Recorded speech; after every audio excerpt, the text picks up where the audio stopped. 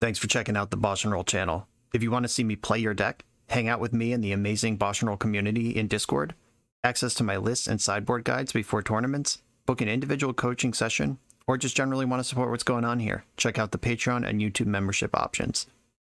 For the finest Magic the Gathering apparel on the market, use code BoshNRoll for 10% off your order at coalesceapparel.shop. Moxfield.com is the easiest way to build a Magic deck online. If you want to play what I'm playing, use my affiliate link to support the channel while you shop for cards at tcgplayer.com and play any deck anytime on Magic Online with a cardhoarder.com loan account. Thanks for being here. Let's go play some Magic. Welcome back to the BoshNRoll channel. Today, at the request of subscriber Mr. Toots, I am playing a brew of theirs called Death and Scaxes.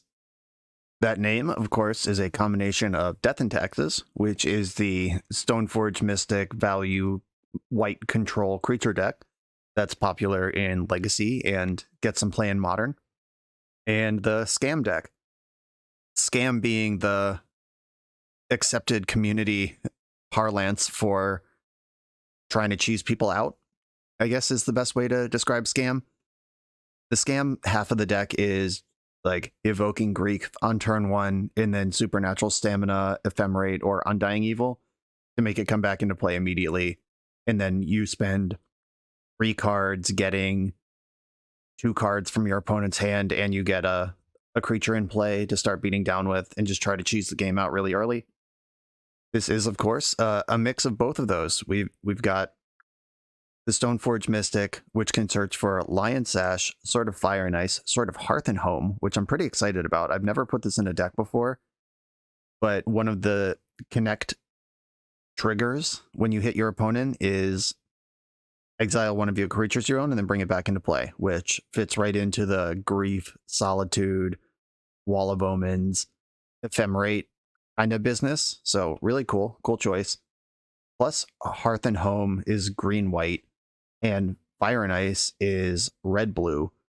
We can protect ourselves from everything but black with a Stoneforge Mystic and Cauldra at the top. So lots of options for Stoneforge Mystic. It's worth flickering, worth bringing back, worth casting Undying Evil on if it's going to die. There's enough targets that you'll keep it coming. Grief and Solitude are your scam monsters. You're pretty happy to blink or recur these with any of the 10 blink and recursion spells. Liliana the Veil, just, powerful 3-drop planeswalker. Once you punch a hole with Grief and start beating down, Liliana can just keep hands empty for the rest of the game. You're trying to force a low resource game on both players where you're better at playing low resource than they are. Hollow Sculler in the colors, also a discard spell and a creature that applies pressure. I think Wall of Omens is the most interesting piece of this deck. It's not like a one-of that it's cool if we draw it sometimes. There's 3. This is really here as part of the plan of put a big 0/4 in front of the Ragavans and whatever, and you draw cards, and it turns on all of your flicker things, your Sword of Hearth and Home, etc. Also pitches to Solitude. So checking a lot of boxes, Wall of Omens. I love Wall of Omens in the deck. I won a lot of matches with Blue-White Control when this was standard legal. Alongside Jace the Mind Sculptor. Hell yeah, what a format. Hard casting Iona Shield of Emeria to win games. Yes, sign me up for that. But here it is in this modern deck. It's a way to waste time or to gain card advantage. And the more time you waste, the more card advantage you gain. So great addition. I hope it's good. I'm really excited to cast this card. The sideboard is just a bunch of conditional removal spells in Fracture, Prismatic Ending, and Fateful Absence for when you need to remove specific types of things. And then Dothy Voidwalker and Chalice of the Void for Living End. Chalice of the Void also hits Rhinos, Burn. Batterskull's also for Burn and aggressive matchups. Pretty straightforward stuff here. It's a hybrid of 2 different decks. Rakdos Scam is one of the #1 decks in Modern right now, and rather than leaning into Blood Moon and Kroxa kind of stuff, this one has Stoneforge Mystic and Solitude kind of stuff. It's a cool take on the archetype. Let's go see how it holds up. This is Mr. Toots' Death and Scaxes. I'm on the play in round 1 with kind of a sad one. I'm a black card away from Grief Scamming. I still think I keep his hand, though. We'll get there someday. And my hand is solid besides, just Stoneforge Mystic, Wall of Omens. Let's hurdle up. Use the other half of the deck until we find a black card and then punch through. I'm going to lead on a Marsh Flats and pass the turn. There is one Triome in the deck. It's mostly to sometimes cycle a land in the late game or get a third color off Prismatic Ending. Merfolk is the game here. I could just get Triome out of the way so I don't draw a tap land, but I have enough lands that I can play through tap lands. I think I just want it out of the way. Solitude. Okay, I can scam that one too. That's a great one to scam with too. I'm going to Godless Shrine, and it's between Wall of Omens and Stoneforge Mystic here. I think Stoneforge Mystic for Sword of Fire and Ice is pretty great, because I'd rather pitch Wall of Omens if I Solitude. Grab this Sword of Fire and Ice against the mono blue creature deck. And they're casting a second Tide Shaper. They're going to turn one of my things into an island, which buffs the first Tide Shaper. I'm going to have to look for a blowout next combat. I think getting the scam is too good. I could just like Solitude the other Tide Shaper block and then they have nothing going on, but having 3 things and the Solitude in play is pretty exciting. I don't think Merfolk main decks any counter spells. At least I hope not. I could go for it now, or I think I just want to wait though. I can take 4 damage, and playing around any tricks here, like this one. So I'm going to Solitude, pitching Wall of Omens. And it's important how you stack your triggers here. You want to, or I guess it matters more for Grief, but in Solitude's case, I can at least clear the thing that can fight over Undying Evil first. With Grief, you definitely want to check their hand before you sacrifice. We're back, and make sure to get the one that's actually turning a land into an island, which is the second one. The first one's just chilling in play, not really doing anything. And now I get to put Sword of Fire and Ice into play and go to town. Scamming. They would need a 1-mana way to remove Solitude from play here. I guess they could dismember it. But I'm doing this pre-combat. I guess it's still small enough to get dismembered. It doesn't really matter. Here I come. Dismember or bust. Bust it is. We are connecting, gaining life, drawing extra cards. LFG. Gigantic, protected from their deck creature. They could block with Mutavault. I'm not sure what the out is here for a Merfolk main deck. Port of Atlantis. When I control no islands, deal. Oh my god. The hits keep coming, team. There is still Godless Shrines in my deck. I'm going to pre-combat this Grief, see what they're cooking with. Have a peek. 2 Hex Catchers. Oh, I'll take one of them. Otawara's in the hand. That can clear a Solitude. They have to chump with Mutavault this turn to not just lose their whole board immediately. Alright, not interested. I can put 2 damage on Lord of Atlantis. They'll flash in Hexcatcher though and save it. I could just go face and not play into their nonsense. Another Flicker card. Cool. Yeah, flickering the Solitude, knocking the sword off it to kill Lord of Atlantis seems kind of mid. I can just bash because I'm also gaining 6 life every turn, and they're dying quickly, and their hand is just Otawara and whatever they just drew. And I can Ephemerate in response to Otawara. I'm not going to crack my fetch land. I don't want to give them a clear window to hit me with their bounce spell. Oh, there's more. I'm going to shock in Godless Shrine and then just attack with my elementals. They can activate Otawara or they can activate Mutavault. Can't do both. Otawara my sword. That makes more sense than Otawaraing the Solitude. Okay, so if they block, just deciding if I want a Solitude before blocks or... Yeah, I'm going to cast my other Solitude.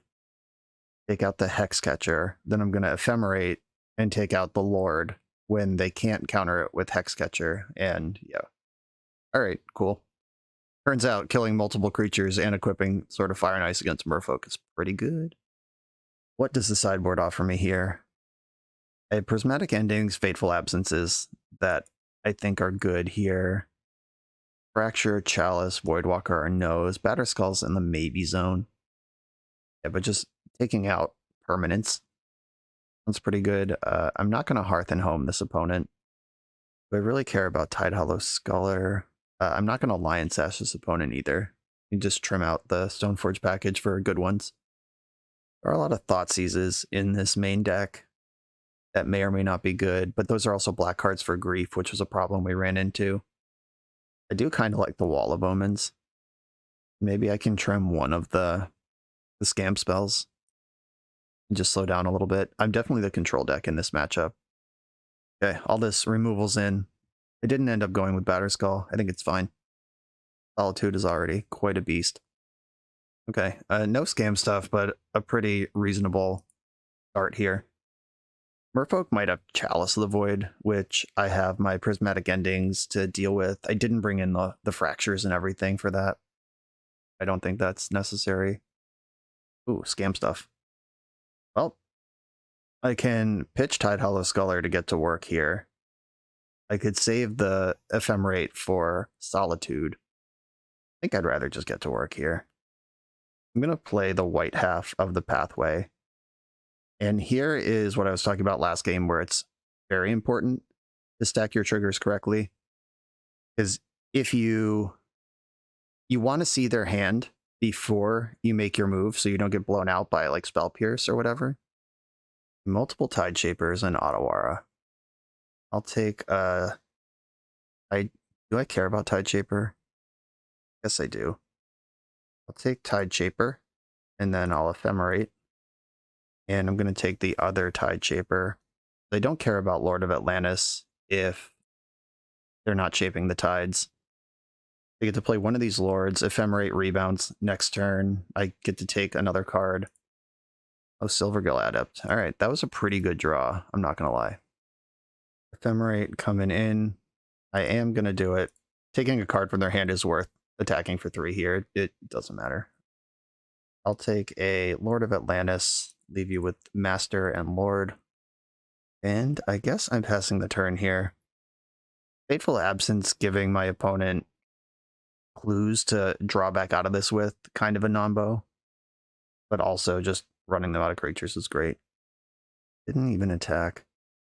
I am going to Fateful Absence in the end step here. Go ahead, have your clue. I just don't want you getting too far ahead on me. Because I'm not really doing anything here. I do need some additional engine card, like that one. Now we're cooking. I can attack with my Menace creature. And I can Supernatural Stamina a Solitude next turn, killing 2 creatures and putting 6 power into play. Tide Shaper, bummer. Well, it's now or never, folks. I'm going to cast Solitude. I guess I could have done this literally whenever, because if I exile Tide Shaper first, I stack my triggers wrong, but I know what's in their hand. It doesn't matter this time. Yeah, I could have pitched Solitude, killed Tide Shaper whenever. Luckily, it doesn't matter. Okay, and my land is not an island. And I'll Thoughtseize your last remaining card. My opponent is hellbent with a clue they can pop and facing down pretty quick damage. What I don't want to see is Svalin of the Sea and Sky, which is exactly what they just cast.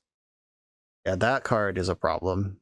It's the one card in their deck that can, by itself, brick Solitude in combat and draw them out of this problem. Crack their clue. Played Cavern. And doing merfolk stuff. This is not cool. They did choose the card draw over the ability to block. As long as you control these 2 other merfolk, this is indestructible. Okay, Island Walk. I was reading Island Walk is indestructible and trying to figure out how this is true. Okay, if they block Solitude, they lose Svalin. Didn't fall for it. Fair enough. I'm still attacking for a lot here. And if they ever do engage with my creatures in combat, they lose Svalin. Right, they've realized they're not winning this race. And I'm just going to continue attacking with my creatures. I would prefer to flicker Solitude, but I will take out Lord of Atlantis and and poke their hand. Medallion Hexcatcher, sure.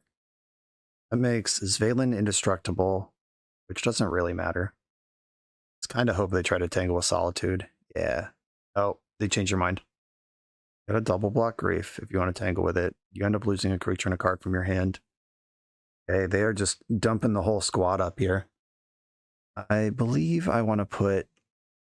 matter who I put first. I put 3 damage on Lord. I could put an extra damage on Lord. Lord versus Hexcatcher, and Lord's slightly bigger. Hexcatcher has other words on it. My opponent in the chat said, you have to assign damage to a kill creature, can't assign less. What? What do you think I'm doing over here? I was just figuring out which one I wanted to kill. Thanks for telling me how magic works, though. Okay. Solitude will come back, and I am taking out Svalin. I'm more worried about that card than Lord of Atlantis, which my Solitude is now bigger than. And now the biggest creature in play is my Solitude. I can poke their hand with Grief. All right, JK, no I can't. Hit me with the Spreading Seas. And Grafdigger's Cage, okay. Right on time with that one. That Spreading Sea is actually dope. Blocking out my hand here. But I am still the king of the castle on board here. I'm at 24 life versus 5 with the biggest creature in play against the aggro deck. You're a great glass spinner. That's cool. Also a little late. And I'm also glad that wasn't Svalin. I'd still rather play against Kira. Lexorus. All right. Their pieces are starting to come together. I could trade with their whole board right now. Or I could wait until I find a black source and try to blow it out. Yeah, I think I'm going to wait. Now we're just in a card drawing contest where I need to find any black source before they amass an unbeatable army. My God. All right. Well, it's starting to come together. Kira does have flying and Solitude does not. So there's not a block here for me. Regrettably. Black source? You're killing me, Smalls. Okay. We're chilling, I guess. Now they're drawing 2 cards a turn. I'm actually feeling pretty far behind. And Svalin is indestructible and unblockable. Or it's not indestructible, but it is unblockable. So nothing to tangle with here. This does leave an attack open, coming back their way.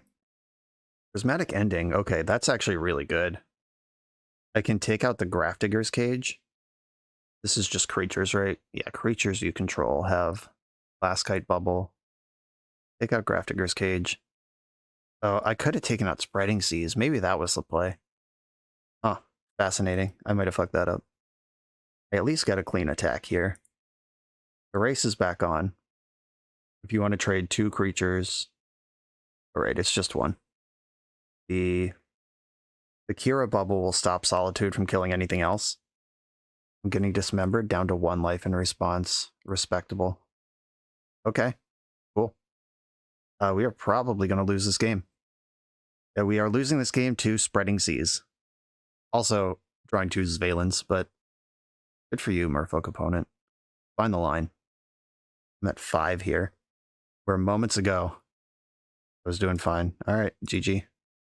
An impressive run of good draws for my opponent, but it's all good. So we've seen Grafdigger's Cage now and Spreading Seas. Are those things worth having Fracture in for? I don't think so. I have the Prismatic Endings all in. Same deck. Let's go. Would like to play first, and I get to Grief my opponent on turn 1 and follow it up by Ephemerating Grief. Or I could Ephemerate first, save Supernatural Stamina. I'm keeping this hand. I don't like that it's a 1-lander, but we're here to get scrappy and weird. I'm gonna pitch Liliana to... I'm definitely starting with Grief. And then once I see their hand, I'll decide whether I want to Ephemerate or Stamina. I'm taking Dismember because that ruins my party. And then I'm going to fetch for Godless Shrine. And I think I'd rather Ephemerate. Just have the early pressure. Just mess up their hand as much as I can. 2 Trickster, Spreading Seas. I'll take the Spreading Seas. That's a card that messes me up pretty good. I have 1 mystery card. It won't be a mystery for very long. Ephemerate. I want to take Kira. That card's actually a huge beating going long. Undying Evil. Okay. I can now mess up multiple creatures. Silvergill Adept revealing the Trickster. Okay. I think I want to just go for it with Solitude here. But that only kills one creature when I could kill two in the future. Not doing that. Never mind. Off it. Back with Grief. And they just poked with their Adept. They're holding up Tricksters. I'm going to play my land. Let's see if they just want to Trickster me to save 3 damage here. Alright, Grief is sleepy. And I can Solitude here multiple times. Just get their board clear. Or I could play Stoneforge Mystic, find my sword. Yeah, I think that's where I'm going. And I'm just piling up on dual lands. I don't want to lose to Spreading Seas again. Got the Sword of Fire and Ice. There's a Trickster and 3 mystery cards in their hand right now. Master. That puts some big damage on me. I need Solitude here. I think I want black mana off of this one. Play the back half of the pathway. And I'm going to leave back Grief to block. Leave back Grief and Stoneforge to block. Just want to make sure I don't get cheesed out this turn. Their Trickster can remove Solitude from combat. Okay, I can knock the island out of play. Second Master. Okay. Should be able to fish out a blowout here. To attack with everything. I Solitude by exiling Prismatic Ending. Exile the Tide Shaper, turning my land into not an island anymore. And Undying Evil. I'm going to start with that one because that makes the bigger Solitude up front. Oh, that stamina makes it tapped. Undying Evil doesn't. Okay, yeah, so Undying Evil is the correct one for a number of reasons. How do I want to take these out? I could take out the non-attacking Master, then I get good blocks across the board. And then block my 4/3 here. I could lose the Grief and just get the board completely under control, and then put it in sort of Fire and Ice and win the game. Yeah, I think this is worth losing Grief for. I'm not going to Supernatural Stamina. I'm not going to do anything here. Put in my sword and brush. And I am going to equip Solitude. Just going big. Gain the life. I'm not going to hold back Stoneforge Mystic. Go ahead, Mutavault. Get in there. Sword kills Adept. Liliana's pretty good. All right, let's run away from this one. Let's not let this one slide away again. I have lots of black mana this time.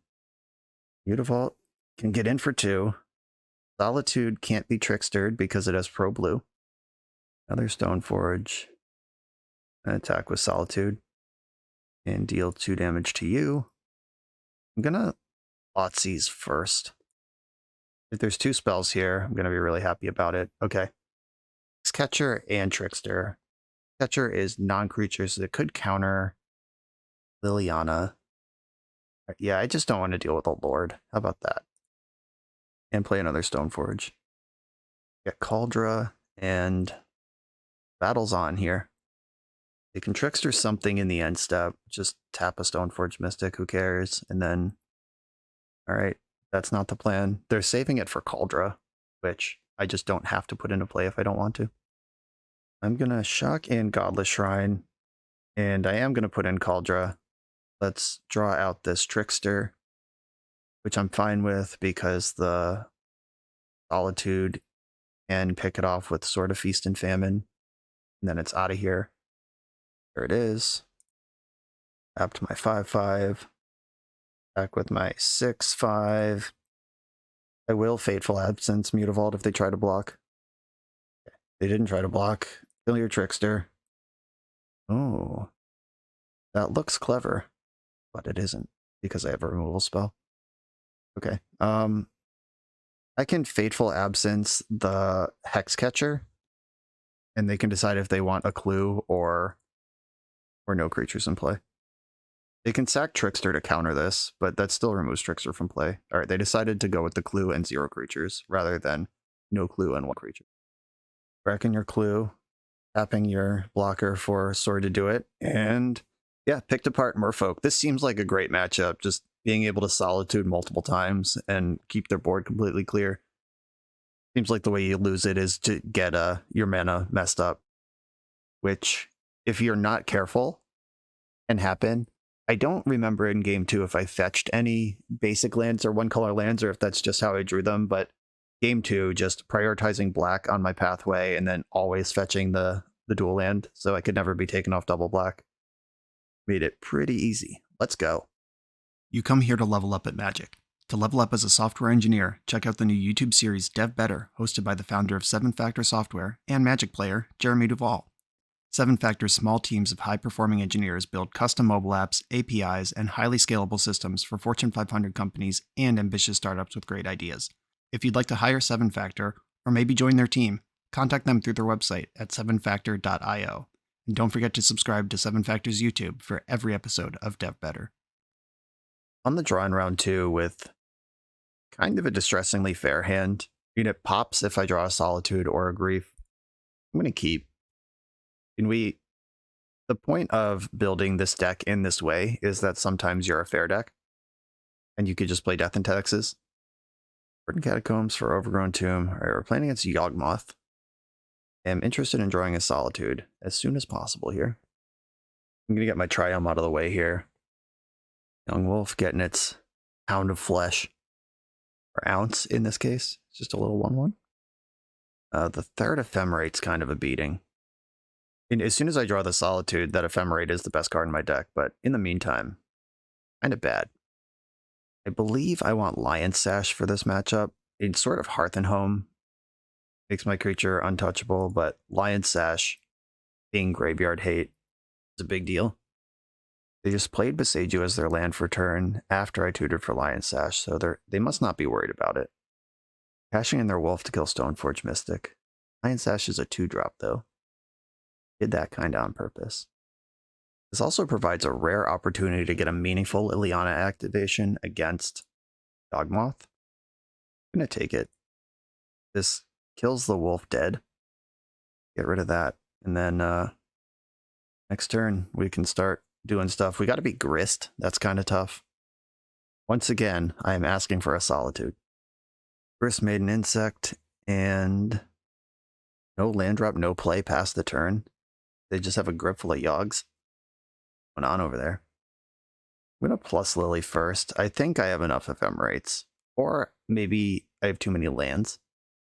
I'll dump an Ephemerate. There's just a lot of that effect kicking around right now. Grist does target. Okay, cool. I'm going to play Windswept Heath and my Lion Sash. I'm going to put that in front of insect tokens. I can pressure Grief. I can flicker it to protect it. And I can mess with their graveyard along the way. And step Endurance. Yeah, that's pretty big. Okay. Endurance targeting yourself? Yeah, that's fine. You don't need to make Lion Sash bigger in response, because my plan is just to sort of block Ephemerate it anyway. They attack Liliana. I block and fetch and Ephemerate. It will cost them their Grist if they want to kill Lion Sash second main. Milled instead. And they hit twice. They hit an actual insect. And there's Yoggers. Get 1 life, sack another creature, put a -1 counter on up to 1 target creature, and draw a card.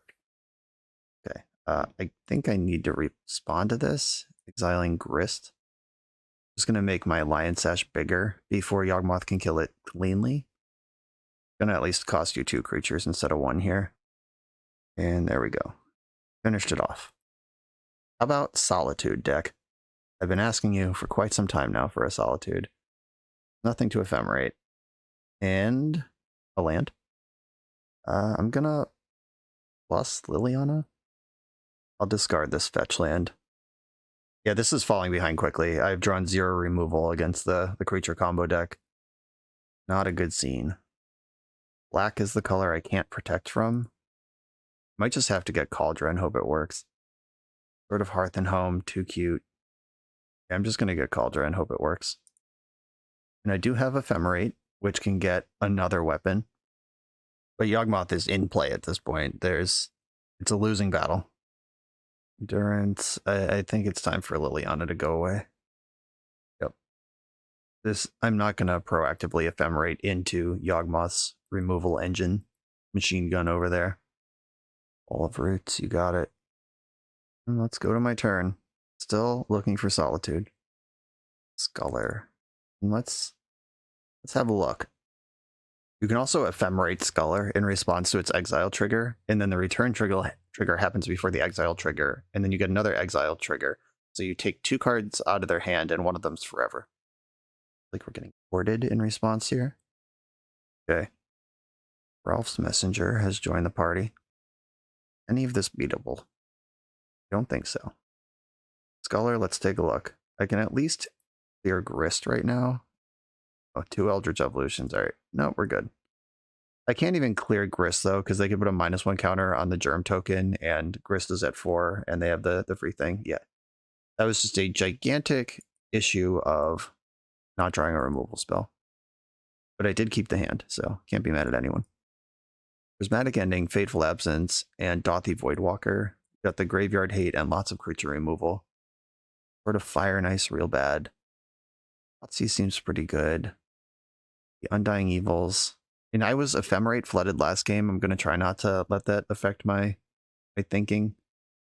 Wall of Omens can stop the nickel and dime stuff out of their deck.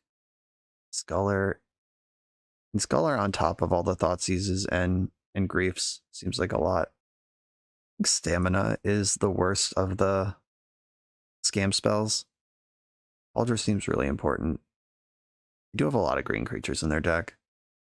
They have some black creatures too, but many of them are green. All right, I'm in. On Sword. I'm in on Lion Sash.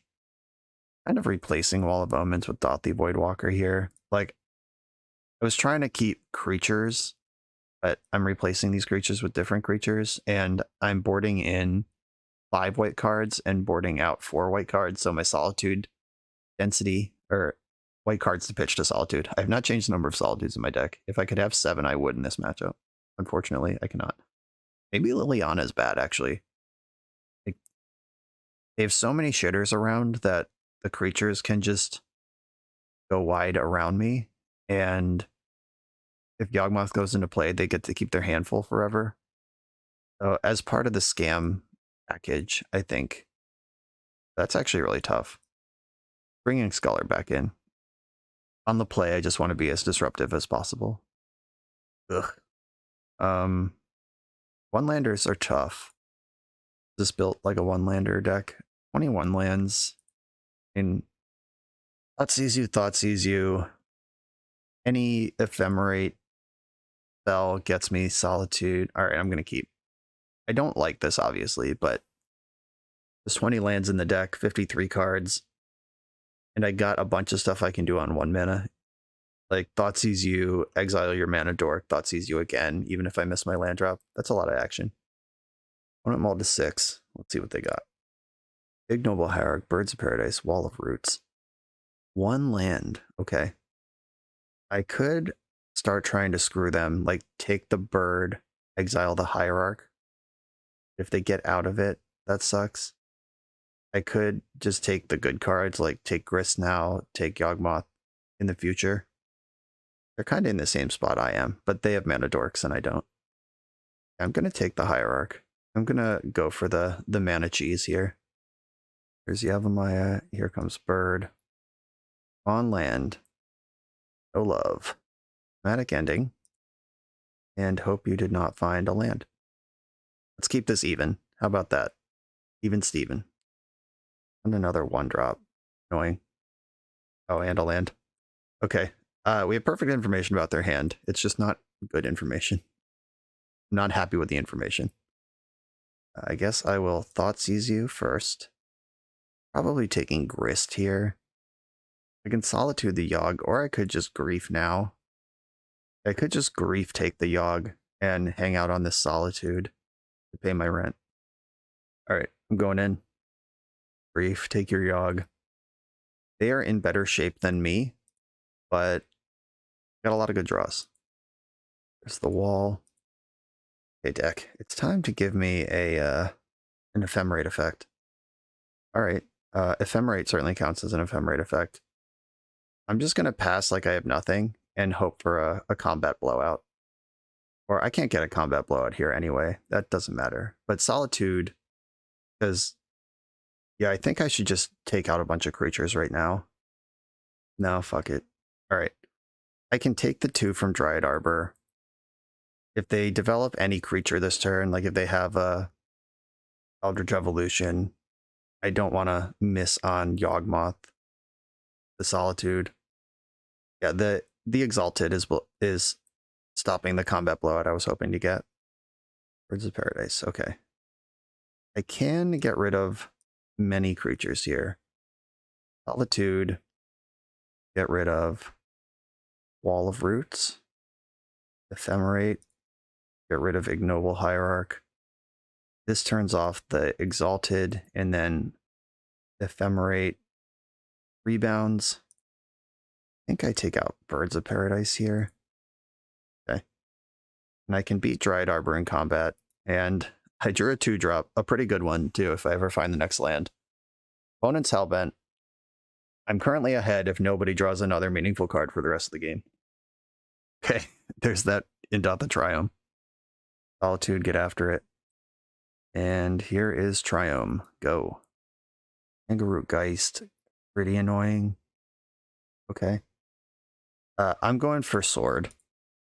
This is just such a beating if they don't answer what I'm doing right now. They've put together all the green. This is the engine we built for. It starts hitting my land drops. Moment of truth. Okay, there's a 4th land. If their hand is exactly Yawgmoth right now, I'm going to become the Joker. Okay. I guess they could... Ooh. That reduces the number of things they could do. I was about to say they could have Chord of Calling. Chord for 2 might do something here. All right, I'm after it. I have protection from green. I have lifelink. I have a machine gun of removal. I have a backup Solitude in case of emergencies. Okay, we've connected. This is the first time I have ever resolved this trigger. I'm pretty excited about it. The Swamp. And I'm going to return the Solitude to play. Take out the Strangleroot Geist. I get to re-equip. I think they're going to Chord here in response. While they can. They could get Grist. Pretty good one. Or no, this is for 2. Never mind. Get a second Geist. They could get Wall of Roots. Outland Liberator. Well, I'm going to have to pitch Solitude on that one. Because this Sword is winning the game by itself otherwise. Delete that creature, please. And re-equip Sword. Pass the turn. Don't draw Yawgmoth. But even if you do, I am ahead of that. Okay. What a weird game, but this is a crushing engine that I have active right now. Grist can't even kill this when it's equipped because Grist is green in addition to black. Strangleroot Geist, that ain't it. Liana, cool. All right. I get to hit for another chunk of damage. Exile the Geist, minus Liliana on the Dryad Arbor, and then re-equip Sword. And this rules. I am a fan and a believer in everything I'm seeing going on right now. Remember when I kept a 1-lander and didn't hit another land for like the whole game? That was the same game that we're still playing. Fill your Arbor. Boot up. I think there's 5 basics in the deck. I'll have to count. We're almost out, but we got a few hits left. Yeah, there's 5. Drew Overgrown Tomb for their turn. I drew Ephemerate. Disappointing. I am not going to exile a creature I own with Sword. Target nothing with this. I'm just going to search for my land. The plane's into play. I'm not going to plus Liliana either because Ephemerate is just too good here. Oh, I can't Ephemerate anyway because it says Pro White. That's a little bit of a non-bo in the deck. Glad I noticed that before I lost to it. But yeah, good to know. Yeah, that felt like a pretty good setup. Outland Liberator, good to know that that's in the deck. I can mess with Tide Hollow Scholars. Same deck, let's go. All right, this is the most turbo cheese ephemerate business with Solitude possible. Absolute machine gun against creatures.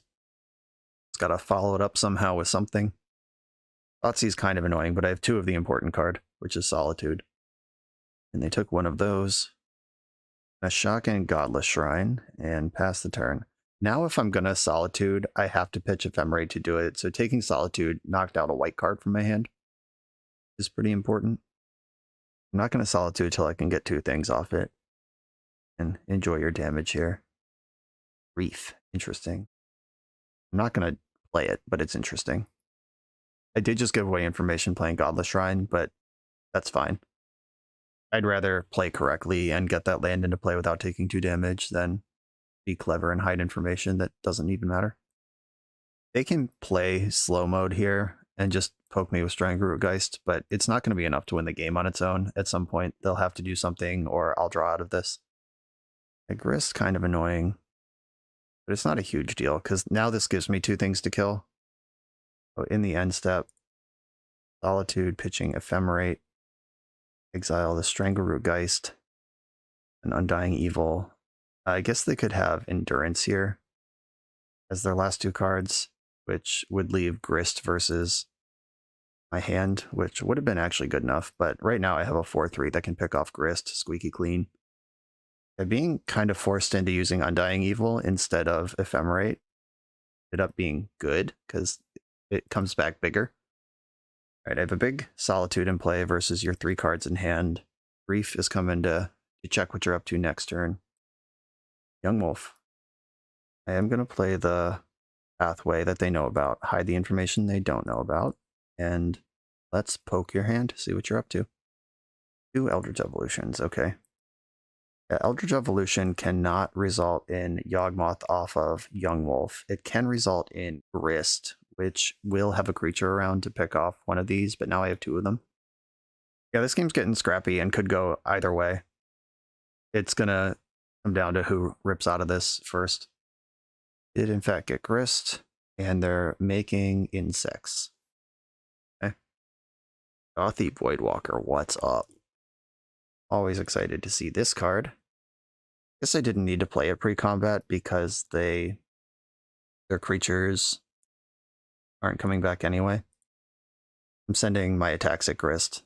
Because I have Menace, Grist is not going to be able to kill a creature next turn. There just wasn't a block they could make there that keeps Grist at 2 or more. It was either lose Grist and keep all your creatures, or Grist at 1. Okay, they are now Hellbent, and Gothy Voidwalker can kill Grist, because that one can't be blocked. At least not by the creatures they have. Oh, jeez. And I drew Ephemerate. I'm going to attack my opponent's life points directly, and attack Grist with the shadow creature. No blocks. Okay, they are playing to their outs, which are rip Yawgmoth and do something. I was a little worried about a double block on Solitude there. I don't really want to have to Ephemerate now. Seems like that was not their plan, though. I could play Grist off Gothy Voidwalker, but I think I'd rather just have Gothy in play. In we go. They went for the double block. I think I'm actually fine with it. I'll just make that trade, and I'm gonna flicker Grief in their draw step. Board of Calling could happen in response to this. They have a removal spell of some kind. That could be bad for me. 2 Besagers. Cool. I'm not gonna rebound the Ephemerate, and they're just dead. Nice! We did it! Okay, we managed to beat Yawgmoth in the games where we drew Solitude. Story checks out. Keep it rolling. This video is sponsored by Moxfield.com, the easiest way to build Magic decks online. Moxfield supports over 30 formats, including Legacy and every other format you'll see on this channel. They have multiple customizations so you can view your deck how you want. Text view, stacks, grid, custom grouping by type, subtype, color, light mode, dark mode. However you want to see your deck, they can provide it for you. My favorite feature is you can choose your set printing, make the deck look exactly how you want it to. The deck screen features expandable sections that show you what tokens your deck makes, your recent change history to the deck, stats about mana curve and opening hand distribution, mana cost distribution. You can deal out sample hands and even play test the deck. Island Ponder. You know I'm keeping this one. This site has everything. Follow me on moxfield.com to keep up with decks I'm playing for the channel and what I'm up to in paper. I'll see you there. I'm on the draw round 3 against a Kahira strategy. That's usually a control deck. I'm going to keep this. Liliana's pretty good there. I'm excited to cast Wall of Omens. Yeah, this is probably the Ren white and blue deck. If you like ridiculous grindy control, I highly recommend this deck, as it is all of those things. This is what I played at Magic 30 in Vegas. I won a couple packs of Legends. Lost my win in for the beta draft, but is what it is. Some Legends packs are a nice consolation prize. But this is basically blue-white control that splashes for Ren and 6. As preposterous as that sounds. Okay, it is not this deck at all. I mean, this deck certainly looks like it contains Ren and 6, all the same. But Abundant Growth is not a card that's in that build of the deck. So we're at least a little bit off of that original target. I think this is a matchup, especially with the configuration of my hand where I leave Indotha Triumph in the deck. I'm already holding 5 lands. I will not need another one. Stoneforge Mystic was a great draw. So much better than Wall of Omens. This puts real pressure on my opponent to do something, which lets me turn around and resolve Liliana, all of which are where I want to be.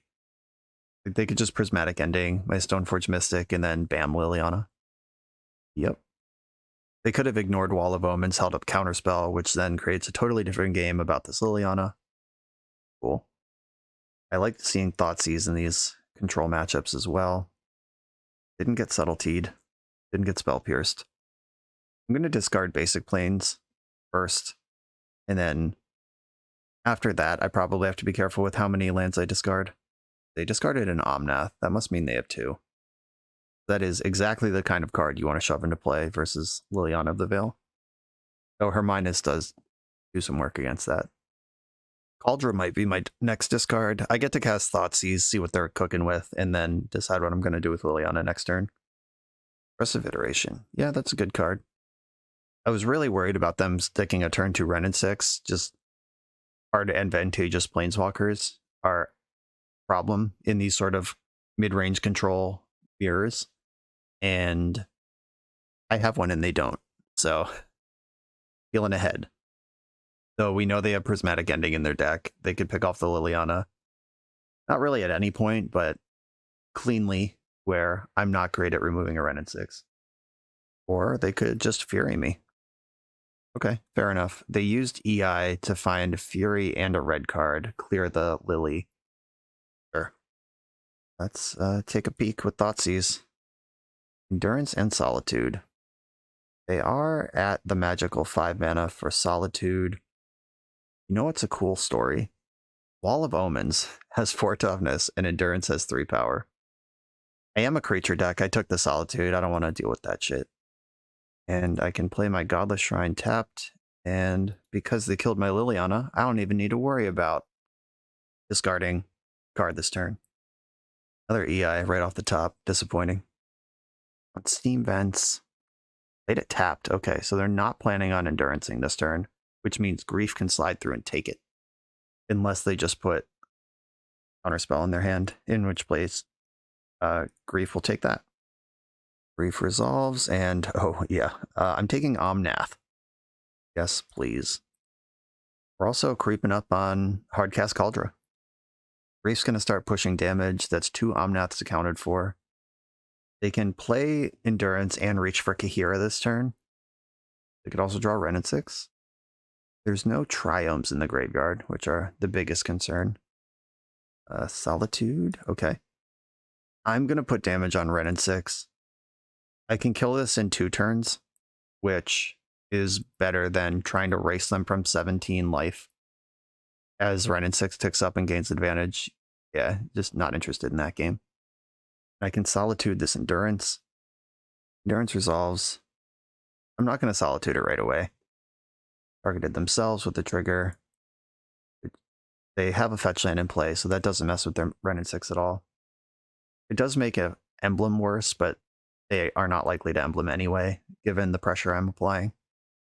I'm hoping they just get and cast Kahira right now, and then I can Solitude the Kahira, block the Endurance, kill Wrenn and 6, and start pushing damage.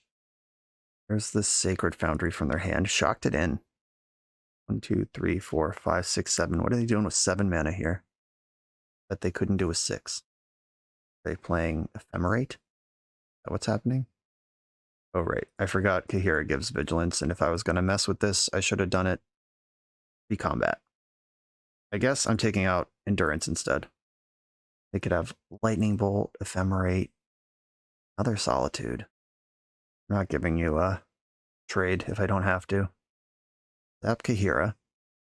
And I'm going to put 1 attacker on Wrenn and 6 and just hope that's good enough. If they go Hellbent, or they can't, I know one of their cards in hand is Flooded Strand. So they'd have to have exactly Lightning Bolt to save Wrenn and 6 right now. They did shock in.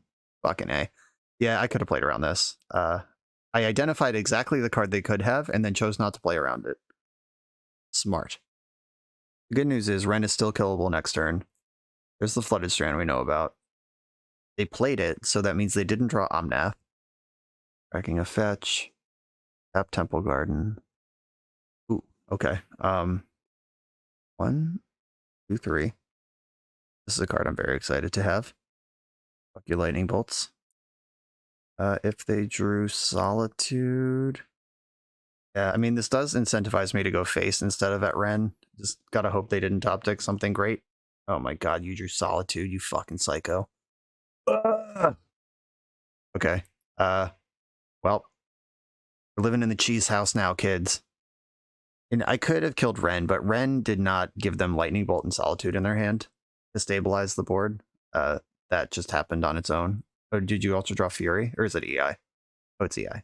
Sure. Okay. Hard mode activated. I could have Wrenn out of play.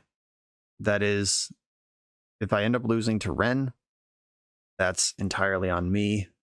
They found Teferi off EI, and now they're just gonna catapult. They're gonna bounce their Abundant Growth, draw 2 cards here. Be my guess. Oh, they found Boseiju. That's pretty bad. The good news is this gives me the land for Kaldra that I don't know if they forgot I have it or if they're just not worried about it. Okay. They're going to bounce their Abundant Growth here. Drawing lots of cards I don't love. Okay. I think I have to take out Wrenn this turn, and then I'll deal with Teferi after that. Hope they don't pitch cast Solitude right now. Wrenn and 6. Okay. Wrenn is in the graveyard. 1 down. Prismatic Ending is really good against Kaldra, but I have the 7 to re-equip. Rush Teferi. That can bounce my Germ. Yep. Yeah, this game really came down to drawing Solitude on a turn where you needed to draw Solitude. Let's grief you. Fortunately, the stamina doesn't work because Teferi's in play. Maybe next turn. Ooh, your hand's real bad. Seiju and Swept Heath are all you got going on over there. All right. Let's try to take out Teferi and then live our best life. Very plus. They do have all 5 colors of mana if they have Prismatic Ending. Stop doing stuff. Come on. Okay, that's dead. Supernatural Stamina. JK. There's a Teferi in play. 1, 2, 3, 4, 5. I have another answer, though we're still doing this. Hammering back and forth on each other here. And I'm going to leave Triome in my hand. I specifically, in this game, said on turn 1 or 2, I'm not going to fetch Triome because I have enough lands to cycle it. And here we are. Finally time to cash this in for a card. After years of waiting. On Wrenn, that doesn't help do anything. There's no lands in their graveyard that matter. I mean, they could start poking my lands with their Boseiju and like try to run me out of lands, but I have enough in there that I'm going to be hitting land drops for a while. And I'm going to attack Teferi. I think I know their hand right now is Boseiju and another land. Okay, cool. Teferi is answered. Cycling into the Triome. Stoneforge Mystic, hell yeah. Get that in here. There are more swords in my deck. Do I want Hearth and Home or Lion Sash? They both die immediately to Boseiju, is the problem. Okay, I'll take Lion Sash and play White Side Pathway. I could Supernatural Stamina the Lion Sash and stuff the Boseiju, but that's a later play. Brennan 6 targeting nothing. Okay. They've decided it's not even worth the life point to fetch. Maybe they're actually out of fetchables. Hard to be sure. I don't have high hopes for this Thoughtseize hitting anything, but I'm going to take a look. Brennan 6, Boseiju, Windswept Heath. Okay. 1, 2, 3, 4, 5, 6, 7. 1, 2, 3, 4, 5, 6, 7. I'm going to suit up Stoneforge Mystic, kill Ren, deal 3 to them with Solitude. Opponent, attack Ren. I'd rather have Kaldra on the Solitude because of lifelink, but diversifying threats here is nice. Fun and growth. Here's the Windswept Heath we knew about. Hand is Boseiju and Mystery card.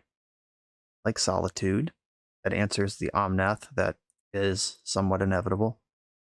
And now I can jam Lion Sash, and I can stamina it.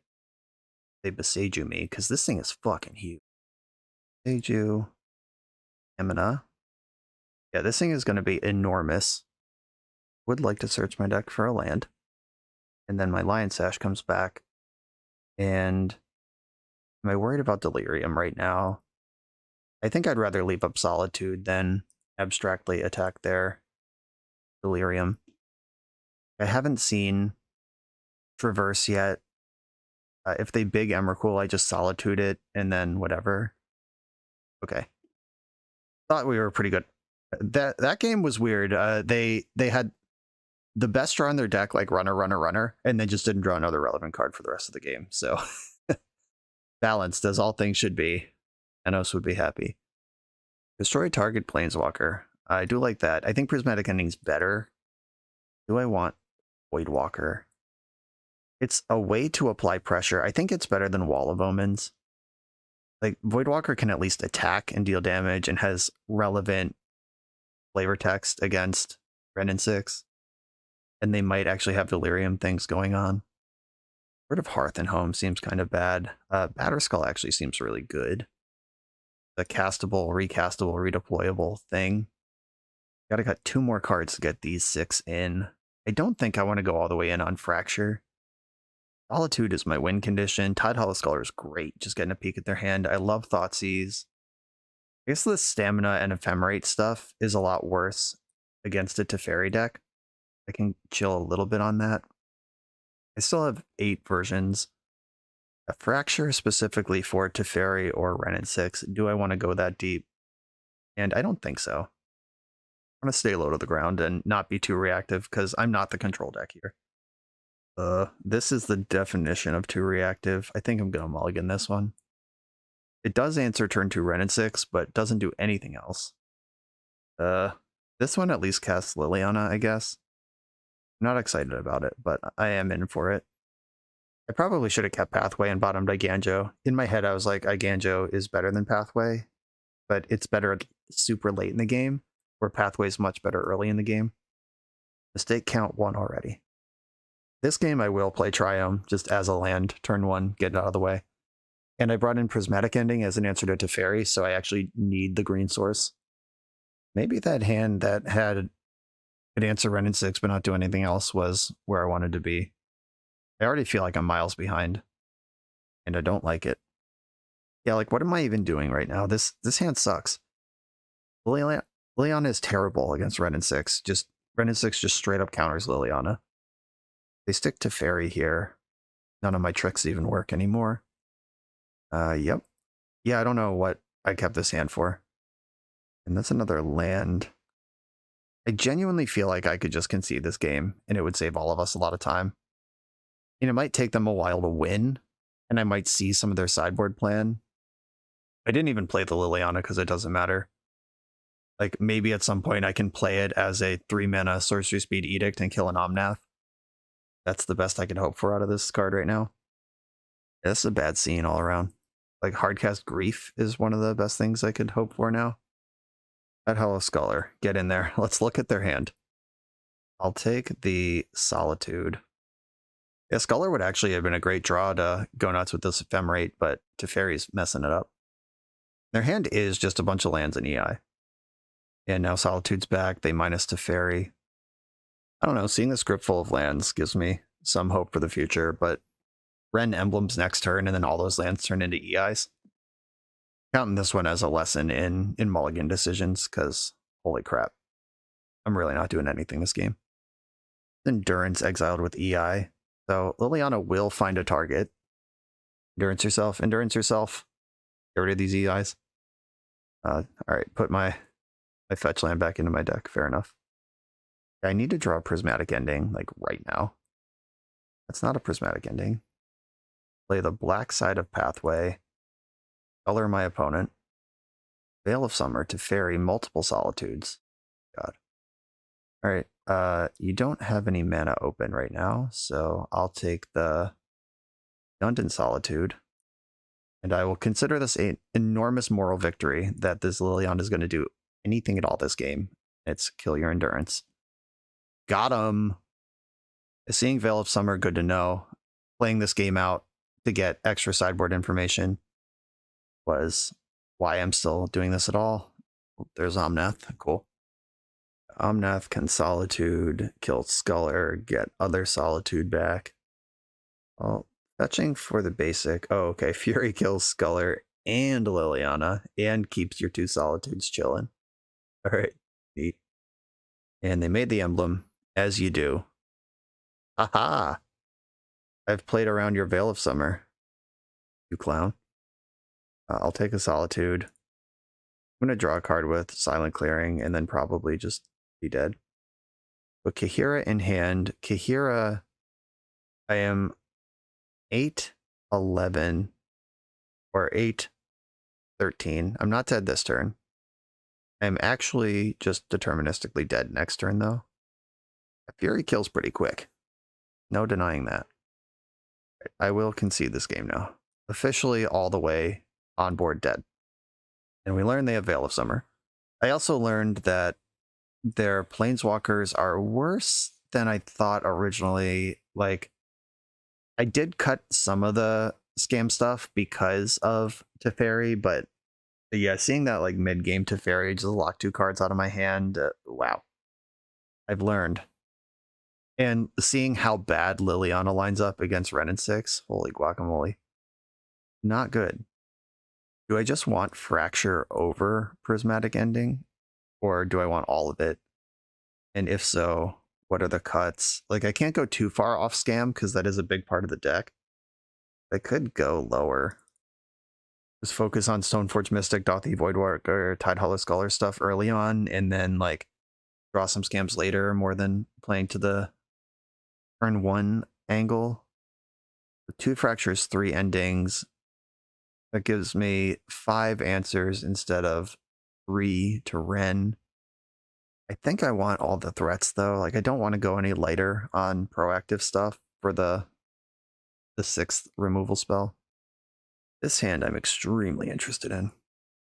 The Thoughtseize into Stoneforge. Let me seize those thoughts. Prismatic Ending is what I'm taking here. They kept a 1-lander with 2 abundant growths. Probably good enough. I would keep that hand. But I took the answer to Stoneforge. Time to do Cauldron stuff. And I do have the answer to Ren and 6 in my hand. Shrine. Stoneforge Mystic. Well, Cauldron also answers Ren and 6 for what it's worth. Get Cauldron. Let's go. They can't play Ren and kill Stoneforge Mystic. Did find a land. They can Abundant Growth again. There is a hyper aggro line. Oh, okay. You drew Fury. It cost you Expressive Iteration to do that, though. I like that. I was going to say there's a hyper aggro line to Prismatic Ending one of the Abundant Growths instead of waiting for the Ren. And that line is still alive. I'm going to Scholar, see what it looks like over there, and then make a decision. They have 2 cards I don't know about right now. Well, Boseiju kills Tide Hollow Scholar. I am definitely taking Ren. Their hand is Boseiju, 2 Endurances. Is there a pressure point here where they could cast Boseiju off of... Like, if I Prismatic Ending the Abundant Growth on the island, then they can't cast Endurance unless they play Boseiju as a land. I can't take them off green to activate Boseiju at all. They can't cast Ren with island and 5-color land. All right, I'm going to try this. I am prepared for this to blow up in my face, but let's go. I worked hard for all this information. Let's put it to work. If I draw any untapped land, I can grief them next turn, and I have a threat in play. Also, if they just Boseiju my Ren or my Sculler, I get the land for grief. They can cast EI. Oh, they played the Boseiju. I love that. And ooh, Takenuma is sweet. Unfortunately, I have to play it as a land, and I don't get to Takenuma with it. But grief, I can take one of these Endurances or Fury. Oh yeah, my board is a pair of X2s. I think I have to take the Fury just for the risk of a red card showing up. Okay. You've got 2 Endurances. I've got a Solitude in my hand. And a Menace creature. Let's do this thing. Targeted nobody with Endurance. Fuck. Yeah, that was the best draw. Maybe just miss on it. Just don't hit a land drop. Okay. Or hit a land drop. Sure. That's cool too. I can't play Endurance this turn. And I can play Solitude. I'm going to play the white side because I have multiple black sources already. And I'm just going to attack with my Menace creature and save Solitude for end step interaction. Staying in my end step. Hopefully this is just getting some tap land. Okay. Endurance, 2 mystery cards. Show me the Land Fury. Beatdowns are starting. Beatings will continue until morale improves. But because they attacked with that, I can attack with my creatures. And you Endurance, I Solitude. You take 5. There's the Endurance. Don't have Ephemerate. Exile your blocking version. And here we go.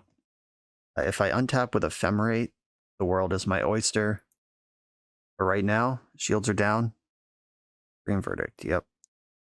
Did have a reasonable read on that one with how quickly they attacked. 1, 2, 3, 4, 5. I can Cauldron next turn. Oh, I'm at 6. When did this happen? I guess I took some hits, didn't I? And Solitude never actually gained any life. Ren in 6. I'm going to start hitting land drops. 1 land away from Cauldron. I'm not going to fetch for that reason. Please just put Kahira in your hand. Don't play Teferi right now. Okay, Kahira's in the hand. On land or spell. There's not a lot of bad draws in my deck. That's one of them. I even cut down on these because there's so many situations where they're not good. Oh, you have Omnath. Cool. Yeah, we're super dead. There was a brief shining moment where I thought we were doing okay there, but Supreme Verdict shut it down. Yeah, these big 4-color Ren and 6 decks, whether it's the Ren white and blue or this more Omnath-centric, elemental-centric version, these decks are just really freaking good, and it's hard to argue with playing them if your goal is to maximize win rate and you're not worried about like brewing or your own personal opinions or whatever. Okay, I'm dead. I can put Cauldron into play on defense and hope that it's still there. Lose to Teferi, lose to Solitude. I'm actually just dead on board because I have to tap Silent Clearing to do this, and they can just attack with the creatures they have, let them die, and then ping me with Ren. Let Omnath die, ping me with Ren. Dead on board, but I'm going to play to it. Let's go. I'll let you mess up. Yep. Didn't need it, but also had it. Yeah, that was an obliteration. We saw me beat up 2 creature decks in the first 2 rounds, and then we just fell apart against this not a creature deck, or at least not really. All their creatures are just spells with power and toughness. That's a very different thing than like Yawgmoth and Lord of Atlantis. So we found the tough matchup. Let's keep going. We're a few rounds into the video. Thanks for sticking with me. Friendly reminder that if you're still here and having fun, smash that subscribe button. And if you want to play what I'm playing, you can use my affiliate link for TCG Player to support the channel while you shop for cards, and you can try any deck anytime with a cardhoarder.com loan account for Magic Online. All these links are in the video description below. Now back to the league. I am on the play in round number 4 with a big ol' scam hand. I'm going to keep. I think that pitching Sculler and then following up with Liliana on turn 3 is better than pitching Liliana and sculling on turn 2. Let's get after it. I could have led on the plains, but I'm just going for good mana here. This is where they're burn. Can't wait. Okay, let's take a peek. Merfolk again. Man. Nikachu making top 8 at Magic 30 has exploded the modern format. Don't want them to have Svalin. Don't really want them to do any of this stuff. I can get Svalin later. I'm going to start with Hexcatcher. Then Ephemerate. Glasspool Mimic, is this your things or anything? Copy of a creature you control. Alright, so that's just a 3-mana bad creature. Or I could brief one of their lands, but they have enough lands to play the game on. And that's not even true. Like, Glasspool Mimic is their blue source. But if they play that as a land, then it's not a real creature. I'm going to take Trickster this time.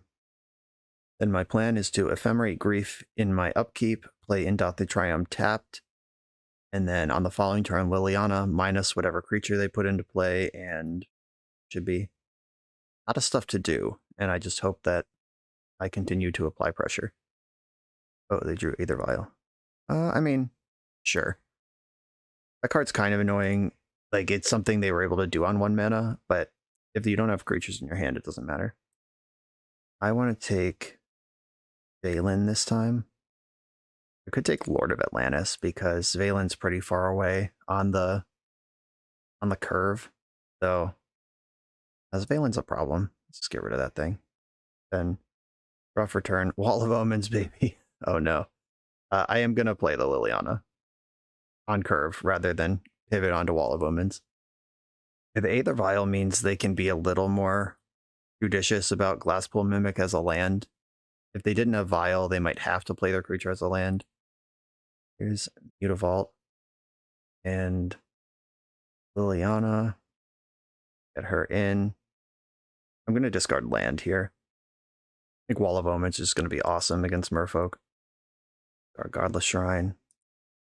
And I'm actually going to leave Grief back because if they Vial in Master, animate Mutavault, they can put Liliana to 1 where she can't kill the Master.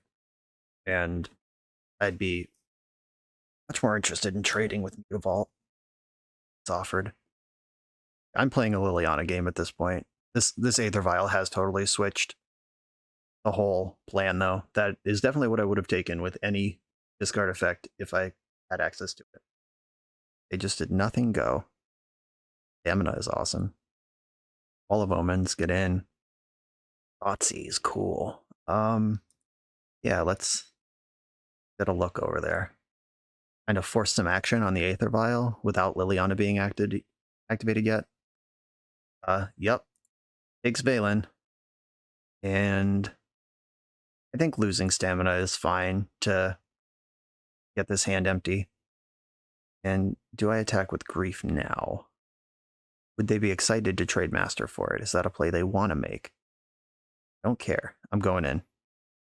I would trade Grief for a 4th card out of their deck, or out of their hand. We're both hellbent now. Took out 2 Valens, which is the card I'm most worried about them having. Let's see if they take Vial up to 3 just in case. Yeah, 2 is generally the hot number to have Aether Vial on for Merfolk.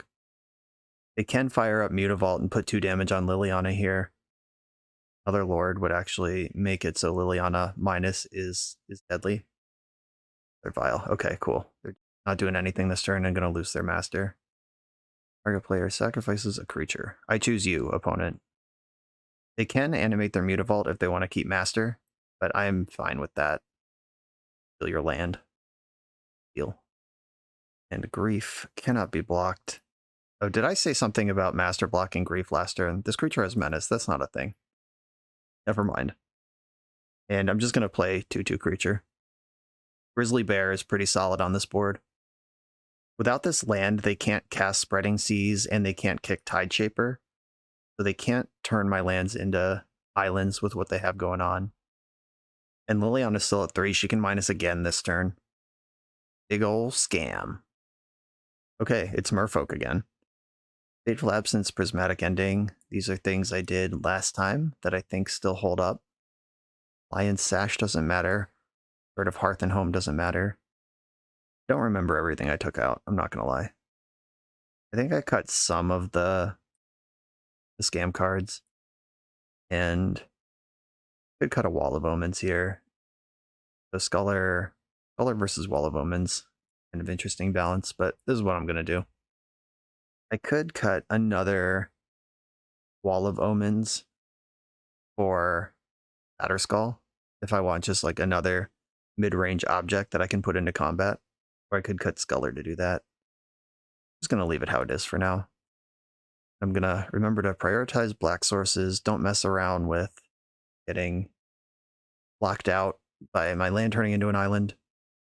This hand doesn't scam yet, but it's pretty good. Here, Vial. Prismatic Ending off the top. Let's go. Have it. All right. I can play a fetch land, which plays around getting islandified on curve. Adept revealing Lord of Atlantis. You got it. Fetch a... I'm going to get the Triome. Put that into play. Who cares? Get it out of the way. I don't have a land-heavy hand to really leverage that in the late game. Let's get a peek at what's going on over there with Scholar. I want to set up a game where Liliana's relevant. Hexcatcher can counter Liliana. Kira is a huge beating. 2 Ottawaras in hand. Yeah, I gotta take Kira, actually, because that just blanks so much of my removal. Liliana can still minus and target my opponent, but if they have more than 1 creature in play, it just doesn't work. Then I have to scam if I want to get anything out of a Solitude. Not a great deal.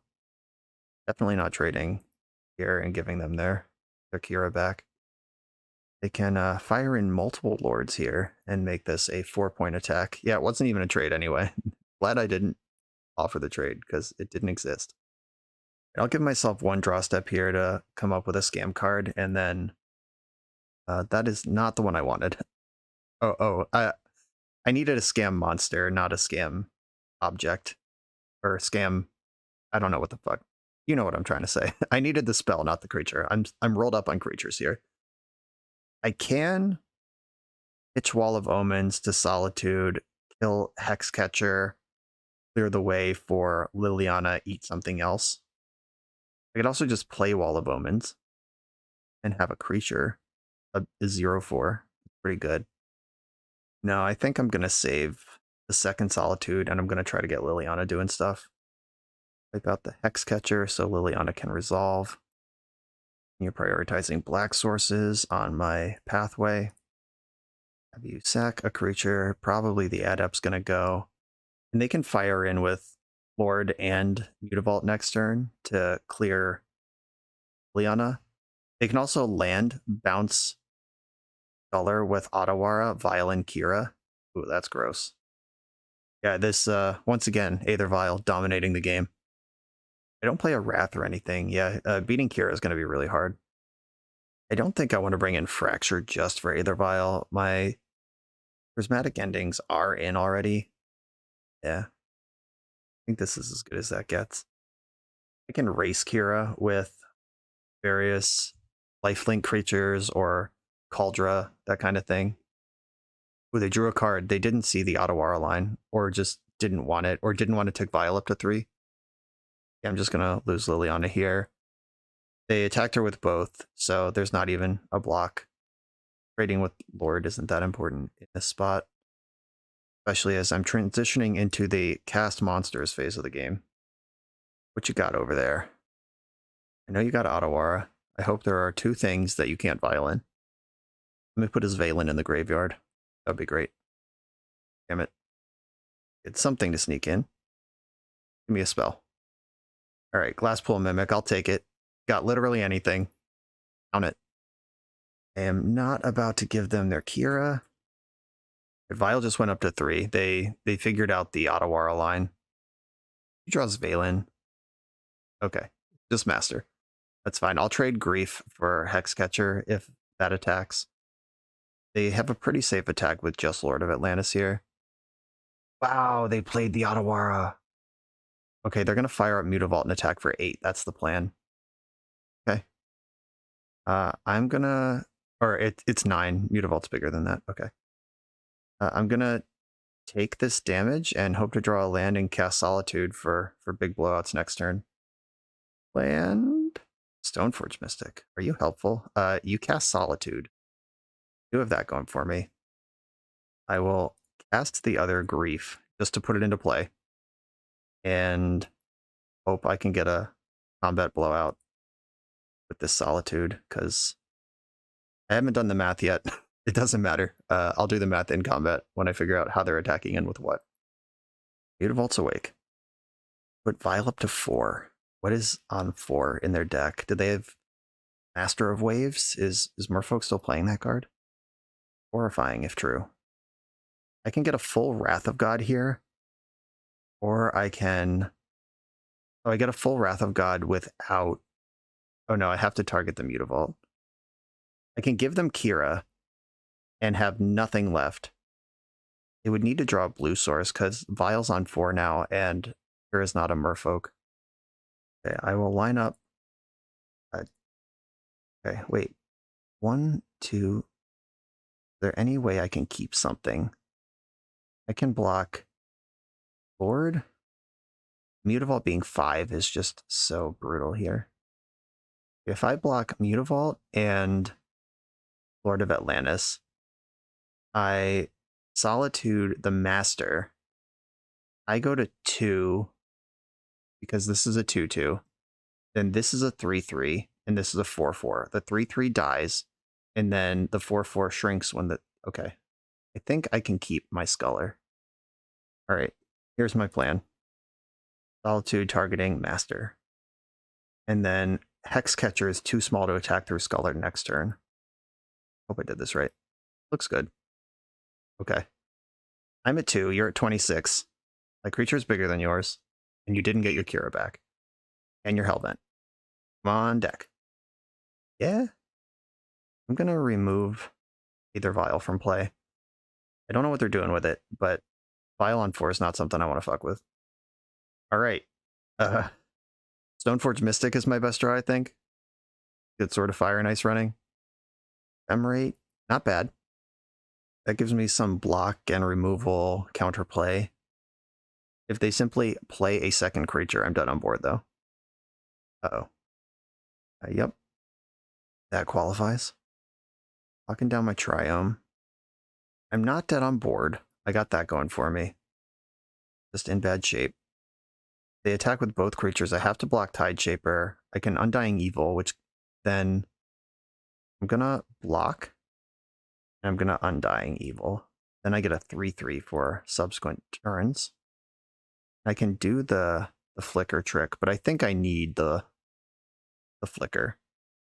I want to make sure they get their Kira back before my creature comes back, because I want to take the Kira. And if Minamo is their card. Okay. They had a free attack with both. I guess a removal spell, just like Doomblade, is a complete blowout if they attack with both. Oh, that's awkward. Going to 1 here. Bad scene all around. And I can't fetch planes with this anyway. They're doing anything in my hand? Not really. And they're about to get Kira back because they have the forced attack all the same. Yeah, this did not work how I needed it to. Was there a way that did work?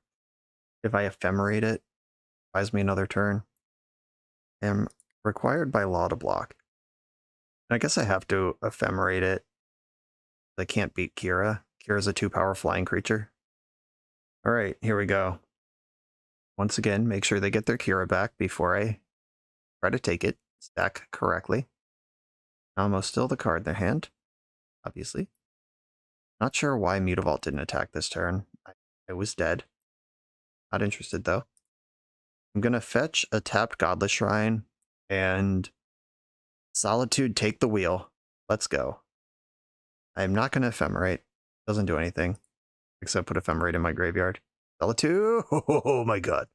Oh my god. Oh my god. Oh my god. Saying there's a chance. Don't draw a good card right now, please. Firing up the Mutavault. None of these have Island Walk currently. Oh my god. Well, I can cast Solitude. Just got to figure out where to put it. If I exile Tideshaper, I get my lands back. And if I block Hexcatcher, Solitude, I gain 3, lose 3. This dies to a second Hexcatcher, but it keeps the Kira. All right, lifelink, let's go. I'm at 1. Mutavault is small now. Merfolk Trickster gets me here. On spells, not a spell. I think attacking is better than not attacking, because I'm gaining more life than they are attacking for.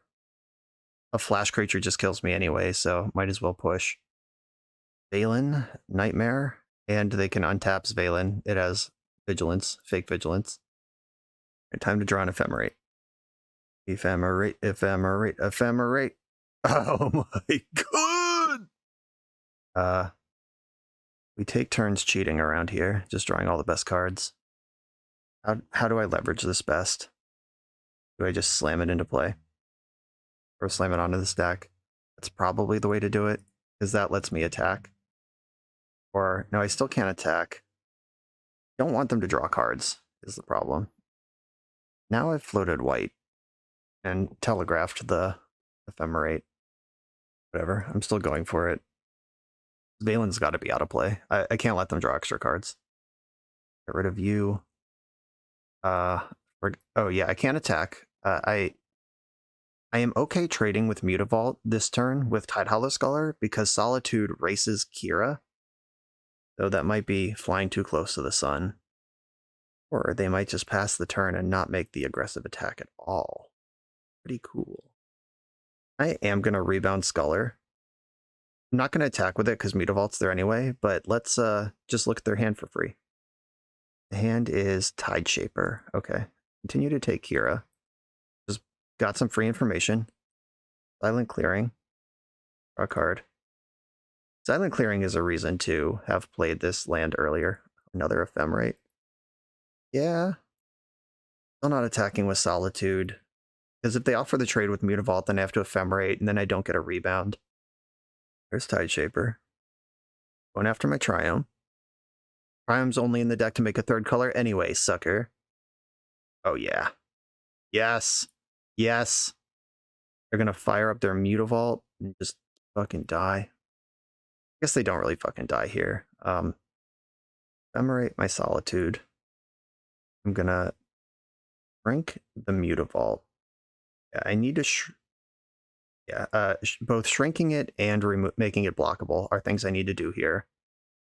Unfortunately, I'm at 2, so I have to give them back Kira at this point. But I'm going to clear their board and have a 3/2 lifelink, and they can't play Kira now. And I have the chance to draw a discard spell. I would very much like to do. Just saying, deck. You want to deliver that for me. But not Thoughtseize. Oh! I'm going to play my Pathway on the white side because I have lots of black already. And your one card in hand is Kira, right? That's how this works. Okay, 3/2 lifelink versus 31 life points. Let's go. I think Aether Vial. Well, that is one of the cards that can dodge what I'm doing here. JK. Get the fuck out. All right, merfolk. We're in my fish tank now. Going to 5 means I don't think there's a single individual card that can kill me. Like Master of Waves would only make 1 creature right now. Merfolk Trickster in the end step stops me from gaining 3, and then they untap and attack for 2. That doesn't add up to 5. Third target creature or planeswalker. Its controller investigates. I think I'm just going to chill. I'm not going to activate Liliana. Just having an extra removal spell in my hand makes perfect sense to me.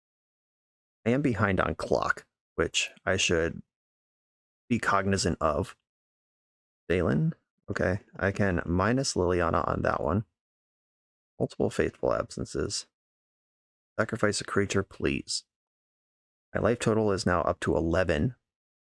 I have their next 3 creatures covered between the Liliana and the 2 instant speed removal spells. True Name Nemesis not legal in this format, but Liliana beats it anyway, even if it was. I'm gonna plus Liliana, and they're gonna vial something in. Master. I'm gonna discard the other Liliana.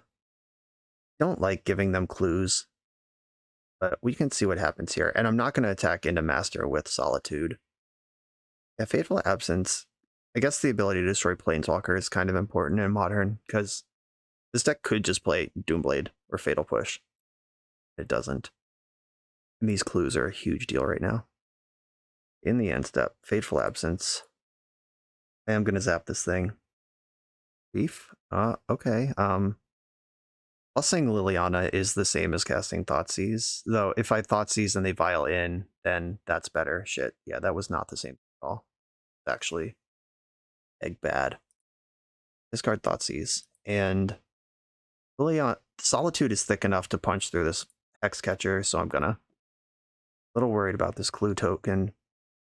But I'm back up to 14 at this point. Drew their card. Hexcatcher itself doesn't do enough damage to make Liliana dead next turn. Master helps in that regard. Care about Liliana, you do. I'm going to make the Master absent. And Lily takes 1. All right, yeah, they're just ripping their clues right now. Yeah, Fateful Absence giving clues is just honestly a huge problem. Do we need to kill Ren and 6 that badly that we can't just put Fatal Push or Doomblade or some good removal spell in our deck? I was just going to say a Undying Evil or Ephemerate variant would be great here, because now I can attack with impunity. Wipe out that Lord. If they vial in a Lord or any 2-power creature, they can clear Liliana this turn. I think I'm okay with that. And I'm just going to hope they don't have one. How about that? Yeah. Hope is the savior. You just declare that your opponent doesn't have the card you're worried about, and they won't. It's pretty cool. Trying with Waterlog Grove. I'm now ahead on life points. There was a time where this game was like 33-2, and now it's 17-16. Uh-oh, it's Valen, the nightmare.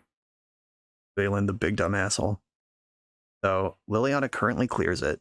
They need another creature come out of the vial, which they did not have last turn. And this is the end of Liliana, but if she clears this Valen, it'll be worth it. Oh, they had something. Sure. All right, Hexcatcher goes away. And I'm going to lead back Solitude to block, and then I'm going to undie it. And just hope they don't draw something that kills me in the meantime. Otawara doesn't matter, because then... Oh no! That's exactly the card I didn't want them to have. Ugh. They drew the second Kira right now. All right, and then they're going to start drawing extra cards. Well, fuck. Now I'm behind on clock and losing the game. Oh, and they drew a Lord and to make their creature unblockable because of Spreading Seas. Cool. All right. Well, as we've learned, the way Merfolk wins games is by runnering all the best cards in their deck. But I got some good cards in my deck too. Like Sword of Fire and Ice. Sword of Fire and Ice on a creature with lifelink. All right, I'm done complaining. This has gone pretty well for me. I'm not going to lie. I find the way through. 4, 5, 6, 7. I can't shoot any of these creatures because Kira will counter the whole trigger. Then I don't get to draw a card either. Next turn, or in future turns, I can use Sword of Fire and Ice to break the Kira bubble. Liliana, all right. 17 life. Let's go. Unfuck my life. I live a charmed existence, and I have no complaints. Thank you, magic gods. Oh, no, they're tapping mana. Spreading Seas, okay. Still have 2 of each color, which is what matters, but Spreading Seas does cantrip, and it cantripped into a Lord. Oh, Adept might be even worse than a Lord, because it's just from Hellbent, multiple cantrips, stringing them together is trouble. Oh, and another spell to cast. Oh no, did you find another Spreading Seas right now? Oh, or did you draw Master of Waves? Now? After? Okay, just hard cast Adept. All right. Among all of the problems in life, we can live with that one. And now they're out of mana and they've tapped their Aether Vial, so we are where we need to be. There's 8 damage coming in and they draw another card. I'm not going to chump Block Master. Not worth it right now. Liana does get to kill something. Thoughtseize, interesting. But yeah, the Mountain of Island effects has finally paid off. We go to 14 from this lifelink. And you go to 2. Draw another card.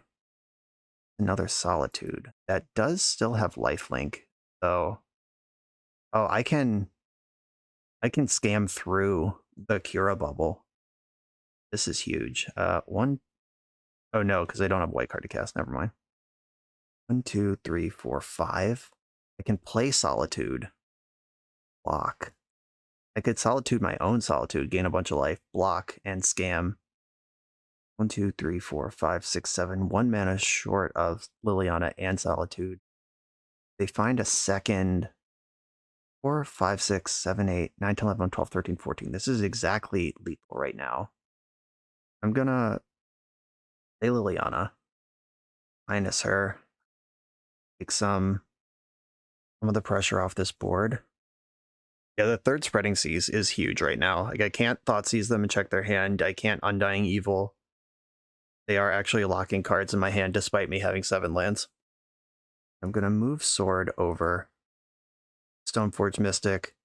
That makes it a real blocker if every creature doesn't have blockability at the time. 2 cards in hand. If it's a second Master, that's 5, 6, 7, 8, 9, 10, 11, 12, 13. I'm dead to a second Lord of Atlantis. No! All right, they had 2 more Lords of Atlantis. Wow, what a game that was. Yeah, that turn where they started the turn Hellbent and then cast 4 spells. Spreading Seas, Silvergill Adept, Activate Aether Vial, Silvergill Adept. Just and I'm not dead for Scaxes because they had the second Lord. Wowie. Now I gotta win a game in 4.5 minutes. Yikes. Batterskull's lifelink seems relevant. Wall of Omens. Don't think I want to bring in Voidwalkers just to be an unblockable creature in a race situation. I do think, I mean, Fateful Absence was awful. Like, it did kill creatures, but also, like, giving them cards was so bad in those top deck situations. Like, I've never wanted Fatal Push more in my entire life. I am going to bring in the Voidwalkers in attack mode. No, that doesn't make any sense. I have to stabilize the board first and then win. Batterskull and 1 Fateful Absence. All right, let's go. I just got to click fast, play fast. They're also pretty low on clock. This is a quick Stoneforge, which has proven to be a very good card. I can fetch now. This isn't going to hurt me. Gotta leverage all my Magic Online fast clicking skills. Stoneforge. And I think I just get Cauldra and go to town here. Cauldra complete. This is how we win a game in 4 minutes, if we're gonna do it at all. They have Dismember. Okay, sure. Pretty cool. Tideshaper would be annoying. Any other creature's okay. Spreading Seas. Alright, not a creature. Still annoying for the same reason Tideshaper would be. I'm gonna play Silent Clearing. That way, even if they try to shape it, I get some value out of it. And I can cast Liliana next turn if they don't do that. Valen, alright. Happy to feed that to Liliana. Pretty painful turn. Had to shock that in, then tap Silent Clearing. But we at least killed Valen. Mutavault can kill Liliana. I have another one. I just drew Sword of Fire and Ice. If I ever find something to carry it, that's a really good card. And I can Takenuma my Stoneforge back. Here comes Mutavault. Clearing the Lily. And I can play another Lily. I'm going to use Basic Swamp to do it to save my life total. 1, 2, 3, 4, 5, 6, 7. I don't really want to discard anything because these lands get me up to Cauldra, which is my plan. But I also do want to discard stuff because it messes with my opponent. Yeah, I think I'm going to discard Godless Shrine here. They could flash in a Trickster and kill Lily with Mutavault. Let's hope they don't. But they didn't do anything with 2 mana. Merfolk can always do something with 2 mana. Don't be a fool. That also does it by pumping Mutavault. But they didn't want to do that. What 5 mana spell do they have? Let's find out. Thoughtseize you. 5 mana and just didn't do anything. Do they have 2? Oh, subtlety, sure. Yeah, that's pretty cool, I guess. I'll take that and I'll play Takenuma. And 1, 2, 4, 5, 6. I'm gonna draw a card with Silent Clearing. I think I need to give up on this Cauldra Dream and try to have something carry this Sword of Fire and Ice, like this Tide Hollow Scholar. I'm gonna take Svalin, and I'm gonna plus Lily, our Cauldra, and off we go. They are hellbent. Can't attack with Hexcatcher here unless they find another board, which they did. Please fire up Mutavault. Okay, cool. And these do have Island Walk right now. They can kill Liliana, but then I can kill them with the sword that they don't know I have. 2, 3. 2 minutes is plenty of time to do this. Let's go. They can sack Hexcatcher to stop me from connecting this turn, but then it's dead anyway. I'll still pay the 1. Yes. They could sack their whole board to stop this from happening, like animate Mutavault, sack the Hexcatcher. I guess this card is unbeatable, so makes sense. All right, I'm going to have to kill them slowly, which I might not have 2 minutes to do here. Can't pay that one. Okay, we're just in an F6 party. They are hellbent, and I'm attacking for 2. And it's with a fragile creature that if it ever dies, they get an unbeatable permanent into play. On Solitude. Oh no, the Thoughtseize. This is not what I want. Turn off auto yields, and actually, oh, I clicked through my attack. I should have attacked and then Thoughtseize the Balin and kept the board clear. I fucked that up. Just trying to play too fast. Now the line's not even there. Solitude. That was so bad. That was a playing fast, playing loose moment, not a strategic decision. And I am just going to crack fetches, get lands out of my deck, get mana sources into play. They didn't attack this time. I am going to use the Thoughtseize. Even if they have a Flash Lord here, this is still great for me. Thoughtseize you. Take this Valen and pass the turn.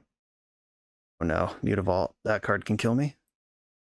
Fetch, get a Godless Shrine tapped, and F6. Mutavault's coming in. Solitude. Stoneforge Mystic. Is there anything left? Batterskull's in there. The Batterskull's in there. Oh no, what the fuck? Subtlety, no! Well, guess I want it on top and we're dead. I'm going to concede because there's 30 seconds left. If I wasn't playing fast, I would have checked with Thoughtseize first and then done this. Wow, yeah. Wild matchup. I still think this is favored and probably by a lot, but they certainly have the tools. The Kiras and subtleties are for real, for real. All right, GG. Maybe Thoughtseize shouldn't be in the deck post board for these grindy mid-game situations. There's certainly removal spells in my sideboard that are not in the deck where Thoughtseize would be helpful. Okay. All right. Lessons learned. On to the final round. For the absolute best Magic the Gathering apparel on the market, check out the link in the video description to coalesceapparel.shop and be sure to use the code BoshNRoll for 10% off when you check out. I'm on the play for the final round. Positive record on the line. I am going to mulligan this one. It's missing the scam spell or the second land to do anything. Okay. This hand is also missing the second land to do anything. There's 20 lands left in my 53 card deck. And I'm not scamming. This is not good enough. This one is good enough. Keep it, send the Triome and the bonus Thoughtseize. Yeah, I mean, I am just all in here on scamming. Play the black side, brief you. Let's hope you're not a deck that can beat a 4-3. Have a peek. Guard is 8. Okay. We are playing against Hammer. You're going to take your Sigarda's Aid and your Giver of Runes. And then your hand is Cauldra and 4 lands. All right. Race is on, I guess. Oh my god. Well, now the race is really on. I'm going to search up Cauldra and put this thing in the ground. Discipline mulligans, kids. My own Cauldra. LFG. Yeah, we got a turn 2 goldfish on a multi 5. Scam life. Okay, it seems like basically this whole sideboard is for Hammer. Destroy target artifact, enchantment, or planeswalker. Yup. Exile some small thing. Yup. Destroy a creature and you don't really care if they draw more cards. Yup. Demon Chalice could be brought in here. But I mean, Chalice on 1 is very, in this deck, for me, is very different than like a Ren and 6 control deck where you don't even necessarily have 1-drops. So yeah, I'm off that. Lion Sash doesn't matter. Sort of Fire and Ice. If I'm connecting with it, it's bonkers, but it's very easy to not connect with it. I think Wall of Omens is too slow. I want to be disrupting them with every spell that I cast. I don't like Thoughtseize. I want to beat them on the board. Well, that's 8 and 8. Let's look at what's left. All 10 scam spells. All 8 scam bodies. Cauldra. Sort of Hearth and Home and sort of Fire and Ice are both in here. Those one or both of those could become Batterskull or something else that gains life. They have a lot of colorless blockers in the deck. I have a Menace creature. Hearth and Home seems worse than Fire and Ice if I'm connecting in this fantasy world where I'm connecting through their million Ornithopters and Memnites. Yeah, I think this is fine. Certainly every card in my deck has text against what they're doing. Okay. I'll keep this scam hand. It's scamming with the wrong scammer. I'd rather Solitude this deck than Grief them. But any white card unlocks that, and Grief is still pretty good. Giver. Okay, I can pitch Liliana to have multiple scam options, or I can pitch one of the scams to keep Liliana. I think I'd rather keep Liliana. And Supernatural Stamina is worse than Undying Evil. Dorstal Pally Blacksmith skill. I'll take the Paladin, and we're going to Evil. Blacksmith skill, that protects from Solitude. Yeah, I'll take that one. We have Shadow Spear and some lands, but one of the lands is Saga, so saying and some lands doesn't quite tell the whole story. There's Saga. Sure, they'll play the Shadow Spear. Ornithopter, sure. Okay. Another Undying Evil. Gonna attack. They don't have good blocks here. They would lose Giver of Runes if they block. So, go. And I'm setting up for Liliana next turn. As soon as I find a white card, we're in Solitude Scam Nation. I'm gonna get the Triome because I don't want to draw that. And still no white card, but here's Liliana. We played to this world. The Ornithopter kind of brutal. But even taking Ornithopter off this board makes the construct smaller for next turn, which does matter. So construct will be a 2/2, 3/3, 4/4, which is small enough to tangle with Grief, except that they have Giver of Runes in play. Problem that needs to be solved down the road here. And they got Springleaf Drum, that makes sense. Oh, Pithing Needle, sure. They just gonna ignore Liliana? Or is there a better activated ability? Yeah, they're just making a 5/5 and ignoring it. Good call. Alright, how about a white card deck? Any white card at all.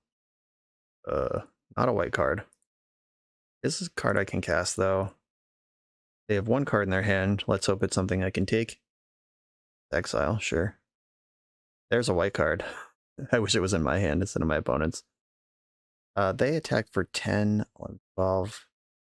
Might as well attack. I don't have good blocks. I gotta win this game eventually. Shadow Spear, this is 11 damage if they crash in without doing anything else. Once again, I don't have blocks. And an untapped land or a white card both get me in this game. That I am not excited about. Oh yeah, especially because there's a Pithing Needle naming it in play already. I guess I just have to pass the turn and hope that... I mean, there's not even anything to hope for here. I'm just dead. Yeah, I can concede this game. Yeah, never finding a white card in the entire game. 13 cards into my deck. Tough beats. But that's okay. They were on the play and they had a good start. Giver of Runes carried that whole match, or that whole game. Does anything change? I don't think so. I do have a lot of white cards in the deck. Just making sure I didn't board out like too many white cards that it didn't make sense, and that is not the case. All right, back in, same deck. This one is much slower and more fair, but it is set up to do that. We get to be the Death and Taxes half of the deck today. I'm gonna lead on a Marsh Flats. They've shown me Pithing Needle, and I don't want to randomly just turn one Pithing Needle naming Marsh Flats. Get him to Taract. Drum. Ornithopter. Here they come. Okay. None of the above. They could be having Blacksmith skill up. They could be representing Path to Exile to not get scammed. That doesn't actually stop scamming from occurring. Not with Grief anyway. It does stop Solitude from coming back again. I'm going to save the Fracture. I'm not going to try to cheese them out by hitting their Springleaf Drum or whatever. Like, there's Pure Steel Paladins and 11 power creatures and shit in this deck. That's better to target. And Blacksmith skill, because of the drum, the problem regardless. Oh yeah, I can't kill Pure Steel Paladin with Fracture. This is not a real removal spell. It hits most of the other things in the deck. What are we searching for? Is it Cauldron time? It is Cauldron time. Another Ornithopter from hand. Do I want to Fracture the Springleaf Drum in the end step and tap them out in case I draw something good? I do. Fracture your Drum. See if I live to regret this. I'm going to have to Grief if I don't draw a removal spell, and Springleaf Drum turns on removal on Stoneforge where they're not representing Blacksmith skill anymore. Tough beats. Okay. Guess I'm going to Grief you. Lavinia Azorius Renegade. Fascinating. And they did have the Blacksmith skill. Told ya. I'm going to take Cauldron. And I don't have a Scam spell, much to my opponent's delight. Do, however, have... I should play Godless Shrine. Make sure I have my double colors. I do have Liliana, and I'm going to plus her. Minusing her just makes her dead. Discard my Pathway. I was going to say they'll probably discard Lavinia here, and that's what they did. Stoneforge Mystic gets to tutor again. And they got to put something together here. They're kind of just sputtering, but so am I. Stoneforge Mystic. Got it. Colossus Hammer. So they need some more moving pieces before Hammer is helpful. Ephemerate. I believe I've lost my chance to do that. I'm going to play my land and just plus Liliana. I want to keep Liliana in play and develop as much as I can, try to squeeze them out of this. Discarded the skill. Yeah, I mean, a lot of ways I could lose this game right now. Or they could just have Sigarda's Aid already in their fucking hand. All right, yep. I have lost. I mean, let's see if they mess with Liliana. Like if they give me a turn to develop here, or if they're just going for the life total. They are just going for the life total. All right, removal spell or death. All right. Yeah, maybe my good mulligan in game 1 should have informed my game 3, where I kept like removal spell, Liliana, slow interaction, and just didn't get there. Okay, that was an exciting start to the league and a quick decline in the back end. The games where we were scamming felt awesome. The games where we were not scamming felt okay to medium bad. Like, we did get scam flooded, like scam spell flooded. 10 is a lot of that. It is really tough balancing the turn 1 potential of the doing grief stuff versus when you need to draw a spell and you draw supernatural stamina instead of Solitude or Stoneforge Mystic. And Wall of Omens is supposed to help with that. We never really got that going. I did board it out some amount of the time, but not every time. And yeah, I can see how Like I said in the deck tech, without having played the deck before, I imagine Wall of Omens is there so you don't get flooded out. You always have something of value with high toughness to flicker, but it didn't work out that way.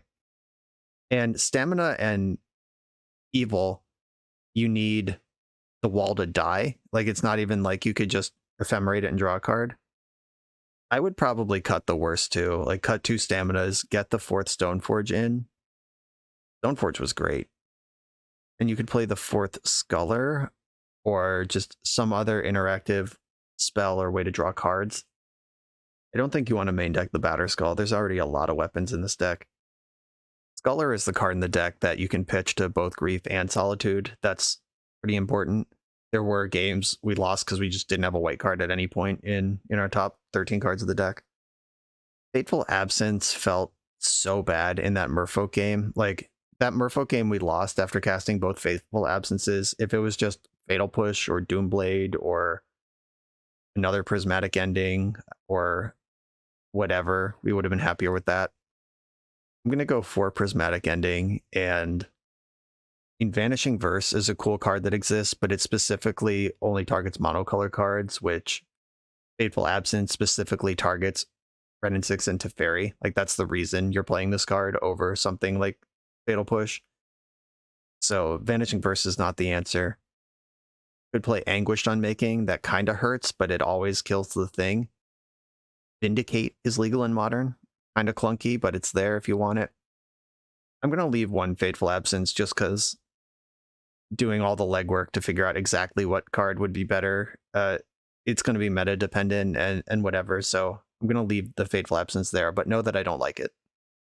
And that's where I'm going to leave this. Just a little more action in the deck, a little more standalone action, and a little less AB dependency action, and just a little more reliable removal spell in the sideboard. And the Chalices never came up. I'm sure they're important for the matchups they're important in, and I think Voidwalker is pretty cool the time we had it in play. We did win that game. I'm not sure Pathway is better than... Okay, never mind. I started a thought, then realized I should... that what Pathway does. I was going to say I'm not sure Pathway is better than like Isolated Chapel or the Slow Land or like... This deck doesn't want Concealed Courtyard because you're also a hardcast Solitude later deck, and it doesn't want whatever the white-black Slow Land is, the Innistrad cycle one. I don't know all the names of those cards yet, but because like sometimes you need a scam on turn 1, and having a land that's always untapped and makes a color is important enough that I'll leave that alone, even though making a decision with the Pathway did lock us into some awkward mana situations in the league. Okay, now I'm going to leave this one alone. Mr. Toots, thank you for sharing Death and Scaxes with us. It was fun to scam people. It was fun to grind with Death and Taxes, Deadguy L side of the deck. Shame we didn't get to go off with Wall of Omens. It seems like a delight, but we did get to go off with Hearth and Home. We did go off with Fire and Ice. Every equipment in the deck showed up, and this was a fun league. Everybody, thanks for watching. Be sure to like, comment, subscribe, check out the Patreon, all the other stuff in the video description that helps the channel. I appreciate you being here, as always, and I'll see you next time.